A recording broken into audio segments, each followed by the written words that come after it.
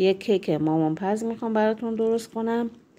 اول 2 تا تخم مرغ محلی شکستم، 1.5 شکر ریختم کامل همش میزنم که کشدار بشه. 1 لیوان شیر اضافه میکنم، قشنگ همش میزنم. نصف لیوان بیشتر روغن میریزم، روغنش هم باید مایع باشه. با موادی که داریم کاملا همش میزنم. 3 تا پیمانه آرد میریزم، این قشنگ دورانی مخلوطش میکنم. یه مقدار گلاب اضافه میکنم، 1 کوچولو نمک طبیعی میریزم برای طعم و مزهش. 1 قاشق هم دارچین میریزم، بیکینگ پودر میریزم،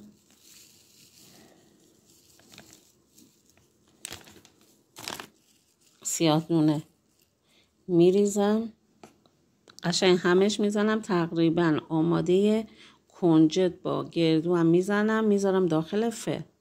کیکی شده، کیک دارچینی. خب عالی خوشمزه بود، همش فقط گیجت میکنه. شما هم حتما درست کنین و نظرتون رو برام بفرستین داخل کامنت.